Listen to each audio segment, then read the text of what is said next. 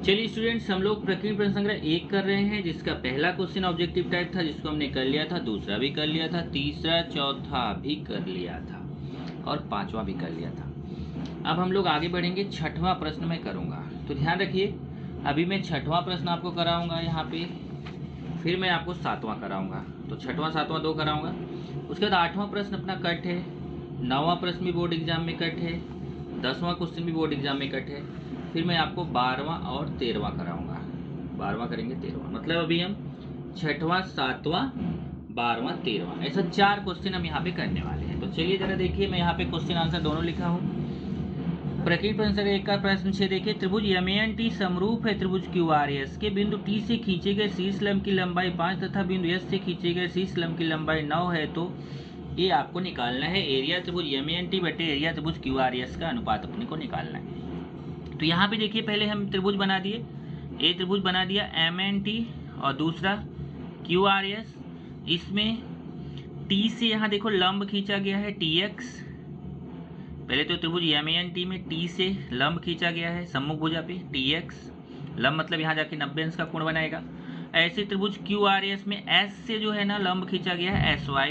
Okay, और ये जो देखिए, ये जो शीर्ष लंब खींचा गया T से, इसकी लंबाई 5 दिया है, 5, और S से जो शीर्ष लंब खींचा गया उसकी लंबाई 9 है।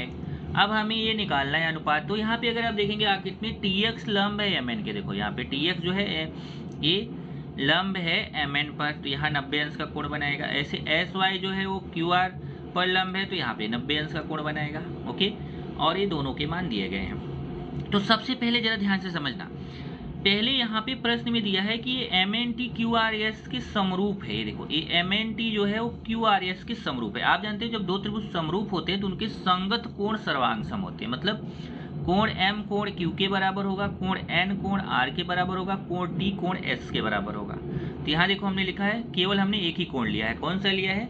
कोण M कोण Q के समरूप त्रिभुजों के संगत कोण। बराबर तो तीनों होगा, M Q के होगा, N R के होगा, T S के, लेकिन हमें जरूरत केवल M का Q से है, तो हमने केवल वही एक ही कोण लिया, कोण M सर्वांग सम कोण Q, समरूप त्रिभुजों के संगत कोण। अब हम ये देखिए, इधर के जो ऊपर वाला ये त्रिभुज दिख रहा है और ये ऊपर वाला ये त्रिभुज, इन दोनों त्रिभुजों को हम दिखाएंगे समरूप। कौन सी कसौटी से? कोको कसौटी से। ओके, कोको कसौटी से दोनों त्रिभुज समरूप दिखाएंगे। कैसे? बहुत आसान है। ये देखिए, इस वाले त्रिभुज में यहाँ x पे 90 अंश बन रहा है और इस वाले त्रिभुज में यहाँ y पे 90 अंश बन रहा है, तो कोण x कोण y के बराबर है। तो x कोण को ऐसे बोलेंगे TXM SYQ के बराबर है। ओके, और दूसरा कोण M कोण Q के बराबर है। इस त्रिभुज का कोण M इस त्रिभुज के कोण Q के बराबर, यहाँ हमने सिद्ध किया। ओके, तो इस त्रिभुज के दो कोण इस त्रिभुज के दो कोण के सर्वांग सम हो गए, इसलिए कोको कसौटी से ये दोनों छोटे छोटे त्रिभुज जो हैं, ये दोनों त्रिभुज छोटे छोटे वाले ऊपर वाले जो दोनों त्रिभुज हैं आपस में समरूप हो गए। वही यहाँ समझाए, देखो त्रिभुज MXT और QIS में, ये देखिए MXT और QIS में, MXT QIS के बराबर, देखिए MXT कोण QIS के बराबर, क्यों? प्रत्येक 90 अंश, 90 अंश के हैं। और कोण M सर्वांगसम कोण Q, ये देखिए यहाँ पे कोण M सर्वांगसम कोण Q, क्यों? समीकरण 1 से हमने इसको सिद्ध किया है। तो कोको कसौटी से MXT और QIS दोनों त्रिभुज समरूप हो गए। और जब दो त्रिभुज समरूप हो जाते हैं तो आप जानते हैं उनके संगत भुजाओं का अनुपात समान हो जाता है, मतलब MX बटे QI बराबर XT बटे YS बराबर MT बटे QS। ये तो निकालना आप जानते हो, समरूप त्रिभुजों की संगत भुजाएं। अब यहाँ पे देखो ध्यान से, जो मान दिया गया उसको हम रखेंगे। मान क्या दिया है? यहाँ से ध्यान से देखो, TX और SY का दिया है। ओके, तो यहाँ ये वाला जो मान है ना, इसको आप ड्रॉप कर दीजिए, ये वाले मान को छोड़ दीजिए। इस मान को हमने छोड़ दिया, गोला नहीं करना है पर इसको छोड़ देते हैं। इसको छोड़ देंगे तो अब इसका मान रखेंगे। जैसे XT का मान कितना दिया है? देखो 5। अब बोलो नहीं, ये तो TX है, अब TX बोलो चाहे XT बोलो, दोनों तो वही है ना, 5। तो XT का मान 5 दिया, और YS, ये देखिए YS का 9 दिया है, तो XT की जगह 5 रख दिया, YS का 9 रख दिया। MT और QS का नहीं मालूम है। ओके, तो इसका मतलब MT बटे QS का मान 5 बटे 9 आ गया, समीकरण 2। तो हमें पता चल गया MT बटे QS बराबर 5 बटे 9। अब हम आगे बढ़ेंगे यहाँ पर हम ये जो दो त्रिभुज है फिर से लेंगे, ये बड़ा त्रिभुज त्रिभुज MNT त्रिभुज QRS, ये देखो आपस में समरूप है। त्रिभुज MENT समरूप है त्रिभुज QRS के। और जब दो त्रिभुज समरूप होते हैं तो अब देखिए यहाँ पे भी दो त्रिभुज समरूप थे, तो हमने कौन सा लगाया, हमने 1.3 वाला नियम लगाया कि अगर दो त्रिभुज समरूप होते हैं तो उनकी संगत भुजाओं का अनुपात समान होता है। अब यहीं से देखो दोनों में फर्क करो, यहाँ पे भी समरूप का ही नियम लिया, समरूप का यूज करके यहाँ 1.3 का यूज किया कि अगर दो त्रिभुज समरूप होते हैं तो उनकी संगत भुजाओं का अनुपात समान होता है, समरूप त्रिभुजों की संगत भुजाएं। अब हम 1.4 वाले नियम पे आते हैं, अगर दो त्रिभुज आपस में समरूप होते हैं तो उनके क्षेत्रफलों का अनुपात, अब यहाँ देखिए एरिया ले लिया, उनके क्षेत्रफलों का अनुपात उनकी संगत भुजाओं की वर्गों के अनुपात के बराबर होता है। तो दो अलग अलग नियम हो गए ना। तो यहाँ दोनों त्रिभुज समरूप हैं, इसलिए इनके क्षेत्रफलों का अनुपात मतलब एरिया त्रिभुज MENT बटे एरिया त्रिभुज QRS बराबर इनकी भुजाओं का वर्ग। अब इनमें तो तीन भुजा होती है, MN होगा, NT होगा, MT होगा, लेकिन हमें कौन सा मान मालूम है, हमें MT और QS का मान मालूम है, इसलिए हम MT² बटे QS² लेंगे भुजा समरूप त्रिभुजों के क्षेत्रफलों के प्रमेय से। अब यहाँ पे मान रखेंगे, इसको पहले MT बटा QS पे एक साथ लिख के स्क्वायर लगा सकते हैं। ओके, फिर MT बटे QS का मान यहाँ से देखो 5/9 है, तो MT बटे QS की जगह 5/9 रख देंगे, यहाँ 5/9 का स्क्वायर, और 5/9 का स्क्वायर करेंगे तो 5 का स्क्वायर 25 हो जाएगा, 9 का स्क्वायर 81 हो जाएगा। इस तरीके से आपको ये एरिया त्रिभुज MENT बटे एरिया त्रिभुज QRS का मान मिल गया 25/81। ये हमारा हो गया उत्तर। ओके, अब आगे बढ़ेंगे, आगे बढ़ते हैं। अब हम चलते हैं 7वें क्वेश्चन पे। 7वां क्वेश्चन क्या है, जरा ध्यान से देखिए। आकृति में ADC, ये देखिए आकृति बनी है, यहाँ ADC एक रेखी है, ऐसा डैश मतलब एक रेखी होता है, ADC एक रेखी है, और यहाँ से देखो BEC एक रेखी है, और ये जो D है ना वो AB के समांतर है। DE किसके समांतर है, AB के। एक प्रश्न में दिया गया है और कुछ मान दिए गए, जैसे AD का मान 5 दिया है, DC का 3 दिया है, और BC का मतलब ये पूरा BC दिया है 6.4, और हमसे पूछा ये BE का मान कितना होगा, हमें BE का मान पूछा हुआ है। तो हम क्या करेंगे यहाँ पर, सबसे पहले कि जब ये इस आकृति में देखेंगे कि हमें जिस BE का मान पूछा है, पहले तो हम बता देते हैं आकृति में ADC जो दिया है उसको लिख दिया, ADC एक रेखी है, BEC एक रेखी है, D जो है वह BC AB के समांतर है, BE का मान हमें निकालना है। ओके, जबकि यहाँ पे AD का 5 दिया है, DC का 3 दिया है, BC का 6.4 दिया है। तो हम क्या निकालना है, हमें यहाँ BE निकालना है। तो BE को हमने x मान लिया, BE बराबर x, माना BE बराबर x। अब ध्यान से देखना, अगर आप BE को x मान लोगे तो ये पूरा 6.4 है, ध्यान से समझना, ये पूरा 6.4 है, उसमें से x माइनस कर दोगे तो हमें EC मिल जाएगा। ओके, तो वही यहाँ पे देखो निकाला है, BE को x मान लिया तो EC कैसे निकालेंगे, पूरे BC में से पूरा देखो, पूरा BC में से B निकाल दो, माइनस कर दो तो EC बचेगा। तो EC बराबर BC माइनस BE, ये देखो EC बराबर पूरा BC माइनस BE करोगे तो EC आ जाएगा, क्योंकि BEC एक रेखी है। अब यहाँ मान रखेंगे EC बराबर, BC का मान पूरा पता है, देखो पूरे BC का मान 6.4 है, माइनस BE का मान, BE का हमने x माना है, ये EC का मान आ गया। अब देखो त्रिभुज, ये जो त्रिभुज है, इस त्रिभुज में DE भुजा AB भुजा के समांतर है। प्रश्न में दिया गया है कि त्रिभुज ABC में DE AB के समांतर। यदि किसी त्रिभुज में दो भुजाएं, यदि किसी त्रिभुज में किसी एक भुजा के समांतर यहाँ रेखा होती है तो वहाँ हम समानुपात का मूलभूत प्रमेय लगाते हैं। हमने बताया था समानुपात का मूलभूत प्रमेय कब लगाते हैं, अगर समांतर प्रश्न में दिया है तो हम समानुपात का मूलभूत प्रमेय लगा सकते हैं। यहाँ देखिए DE AB के समांतर दिया है, तो समानुपात का मूलभूत प्रमेय क्या कहता है कि CD बटे DA बराबर CE बटे EB। वही देखो यहाँ पे लगाया कि त्रिभुज ABC में DE जो है वह AB के समांतर है। अब यहाँ पे हमने BC लिख दिया, यहाँ गलती है जरा, यहाँ DE जो है वह AB के समांतर है।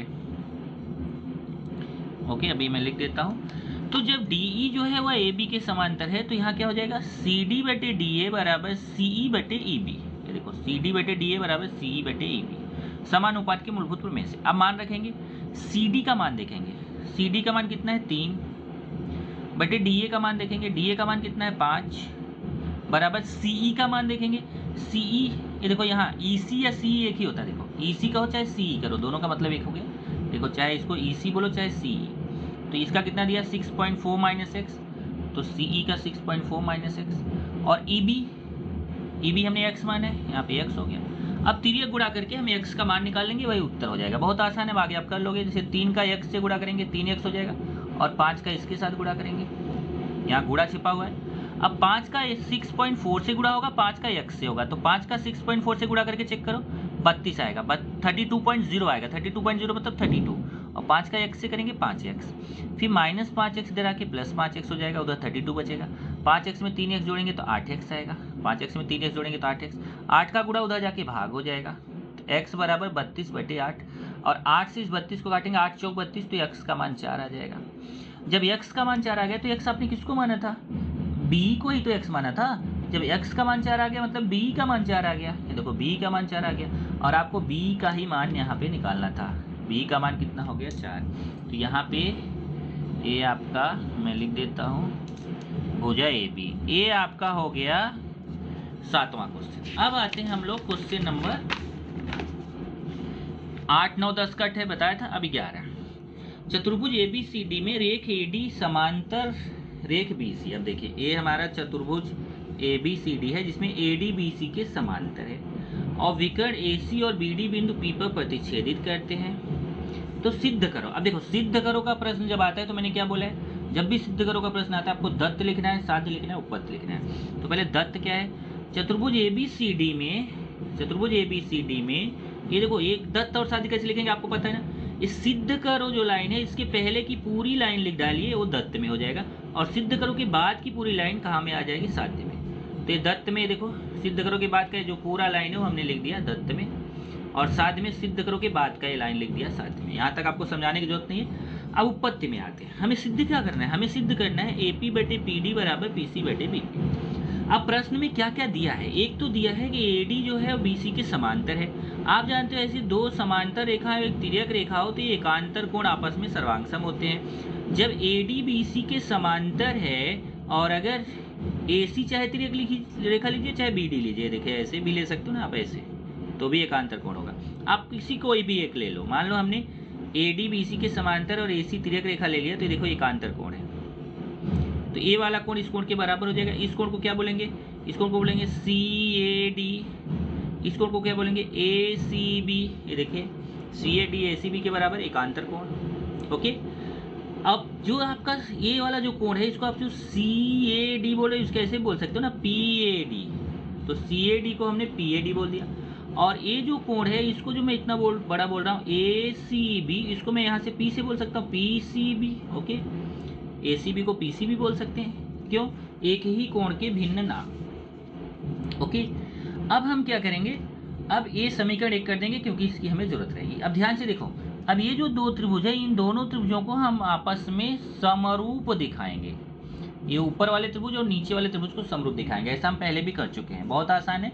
ये देखिए इन दोनों त्रिभुजों में इस त्रिभुज का एक कोण A इस त्रिभुज के कोण C के बराबर, क्यों, हमने यहाँ पे सिद्ध किया है। ओके, और इस त्रिभुज का ये वाला कोण इस त्रिभुज के इस वाले कोण के बराबर, शीर्षाभिमुख कोण, ऊपर वाले त्रिभुज का ये कोण नीचे वाले त्रिभुज के इस कोण के बराबर शीर्षाभिमुख कोण। शीर्षाभिमुख कोण मालूम है, ये दो रेखाएं एक दूसरे को प्रतिच्छेदित करते हैं तो आमने सामने को शीर्षाभिमुख कोण बोलते हैं। एक कोण इस कोण के बराबर है, कौन सा कोण हो गया, शीर्षाभिमुख कोण। तो ये देखो यहाँ पे बता दिया, कोण PAD कोण PCB के बराबर समीकरण 1 से, और कोण APD CPB के बराबर शीर्षाभिमुख कोण। और जब ये दो कोण सर्वांगसम दिखा दिया तो देखो PAB PCB के समरूप हो जाएगा, त्रिभुज PAD त्रिभुज PCB के समरूप हो जाएगा, समरूपता की कोको कसौटी। और जब PAD PCB के समरूप हो गया तो हम जानते हैं जब दो त्रिभुज समरूप होते हैं तो उनकी संगत भुजाओं का अनुपात समान होता है, मतलब PA/PC बराबर AD/CB। देखिए जरा, PA/PC बराबर AD/CB बराबर PD/PB।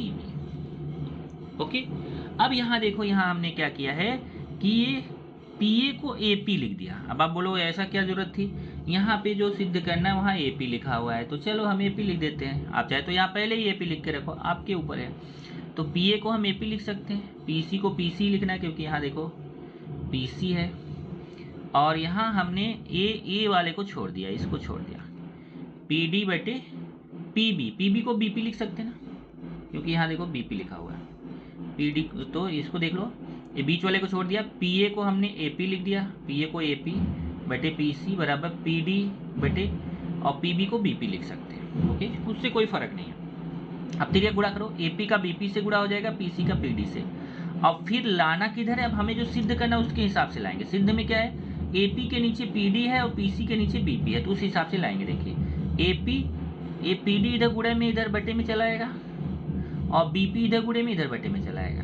देखिए इधर पीडी गुणा है इधर बटे में आ जाएगा, और बीपी इधर गुणा इधर बटे में आ जाएगा। तो एपी बटे पीडी बराबर यहाँ पीसी बचेगा बटे बीपी। यही आपको देखो सिद्ध करना था, एपी बटे पीडी बराबर पीसी बटे बीपी, एपी बटे पीडी बराबर पीसी बटे बीपी। ये आपका उपपत्ति हो गया। कैसे करना है, बहुत आसान है।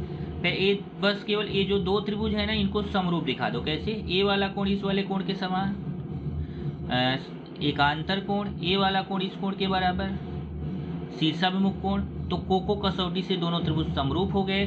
जब कोको कसौटी से दोनों त्रिभुज समरूप हो गए तो उनकी संगत भुजाओं का अनुपात समान हो गया। ये बीच वाला छोड़ दिया, किनारे किनारे वाला ले लिया, हो गया, उत्तर आ गया, खत्म कहानी। चलो आगे बढ़ते हैं। लास्ट क्वेश्चन है 12वां, उसके बाद ये चैप्टर खत्म। 12वां जो है, नहीं और है क्या भाई, हाँ एक और है 13वां, दो है, 2 क्वेश्चन है, 5 क्वेश्चन है टोटल। 12वां देखिए बॉक्स टाइप का क्वेश्चन है। आकृति में भुजा एक्स वाई समांतर है एसी के, एक्स वाई एसी के समांतर है, और 2ax बराबर है 3bx। ये प्रश्न में दिया गया है 2ax बराबर 3bx, और एक्स वाई 9 दिया है, तो AC का मान हमें निकालना है। एक्स वाई का मान 9 दिया है और AC का हमें निकालना है। तो ये निकालने के लिए हमें बॉक्स बने, बहुत आसान है। देखो बहुत आसान, आपको मैं फटाफट भर के बताता हूँ। देखिए 2ax बराबर 3bx दिया है, ये प्रश्न में दिया ना, 2ax बराबर 3bx। तो ax बटे bx कितना हो जाएगा, देखिए ध्यान से देखना, ax बटे bx, ये bx बटे में आएगा तो 3 यहाँ रहेगा, तो 2 उधर बटे में चला जाएगा, तो 3 बटे 2 यहाँ हो जाएगा, 3 यहाँ हो जाएगा, 2 3 बटे 2। अब चलिए यहाँ पे योगानुपात लगाते हैं। योगानुपात में क्या है, ये ऊपर नीचे ax और bx को प्लस किया है, तो हम भी अपना ऊपर नीचे 3 और 2 को प्लस कर लेंगे, 3 2, और यहाँ देखो नीचे bx लिखा है, तो हम भी अपना नीचे 2 लिख देंगे। अब इसको ax में bx जोड़ेंगे। देखिए ax में bx जोड़ दो, तो देखो ax और bx जोड़ोगे तो पूरा ab हो जाएगा, तो ये देखो ab हो गया, और 3 में 2 जोड़ोगे तो 5, ये 2, ओके। अब देखिए क्या लिया, त्रिभुज BCA और BYX। इधर देखिए ये पूरा एक बड़ा त्रिभुज ले लिया BCA और एक छोटा त्रिभुज ले लिया BYX।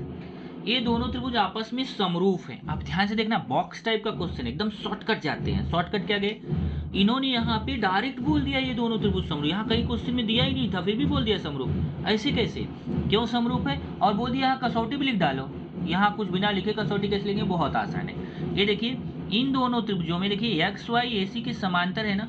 अगर ऐसे दो रेखाएं समांतर होती हैं और एक तिर्यक रेखा होती है, तो एक ही तरफ के कोणों को हम संगत कोण बोलते हैं। जैसे ये इसके संगत हो जाएगा, ये इसके संगत हो जाएगा, ये नीचे वाला नीचे वाले के संगत हो जाएगा, तो ये संगत कोण है। ऐसे देखिए एक्स वाई AC के समांतर है, तो ये वाला जो कोण है इस वाले कोण के बराबर हो जाएगा संगत कोण, और ये वाला कोण इस वाले कोण के बराबर हो जाएगा संगत कोण, बराबर, ये संगत कोण हो गए।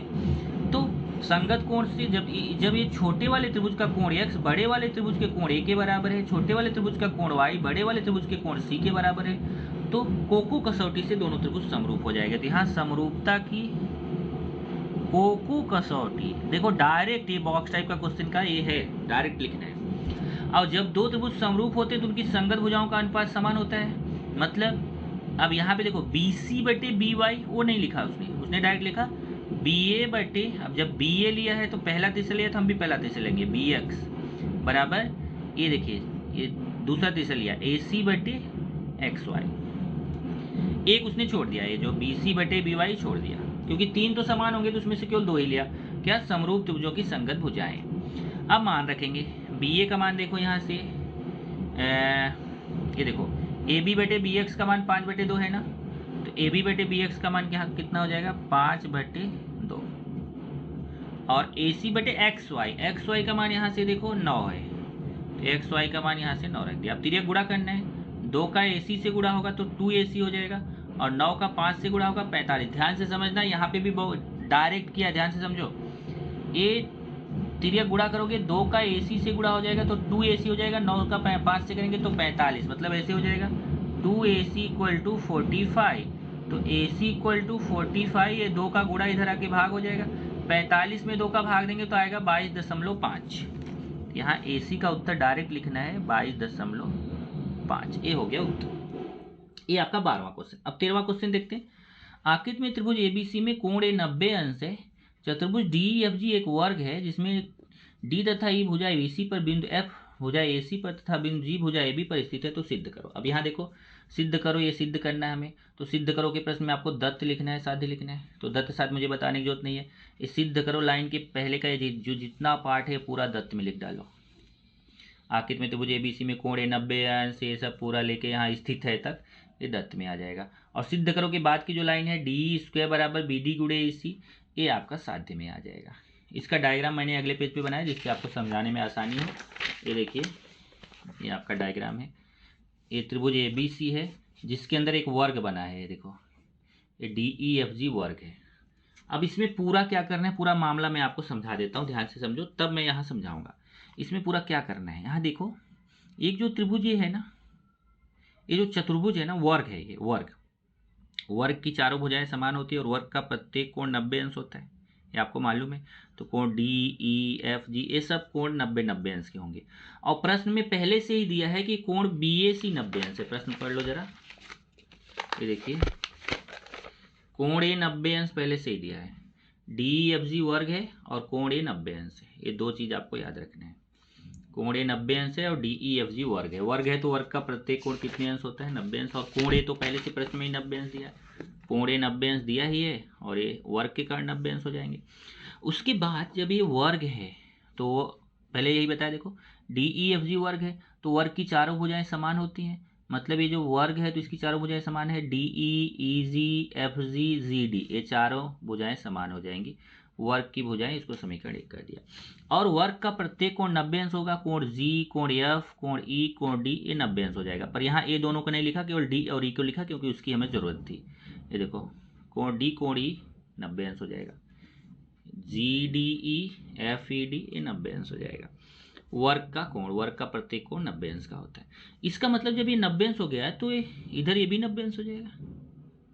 ये लंब हो जाएगा ना, GD लंब हो जाएगा BC पे, और ए भी 90 अंश हो गया तो FE भी BC पे लंब हो जाएगा, तो इधर भी ये 90 अंश हो गया। ओके, अब हमें करना क्या है, क्वेश्चन बहुत आसान है। एक बार हमें ये पूरा त्रिभुज BAC, ये बड़ा त्रिभुज BAC को इधर वाला जो छोटा त्रिभुज है, ए वाला जो छोटा त्रिभुज है, इसके समरूप दिखाना है। ये पूरे ध्यान से समझना, पूरा बड़े त्रिभुज BAC को इधर वाला जो त्रिभुज BDG है इसके समरूप दिखाना है। और एक बार ये पूरे बड़े त्रिभुज को इधर वाले त्रिभुज छोटे वाले के बराबर दिखाना है, समरूप दिखाना है। तो पूरा बड़ा त्रिभुज एक बार इसके समरूप हो जाएगा और पूरा बड़ा त्रिभुज इसके भी समरूप हो जाएगा।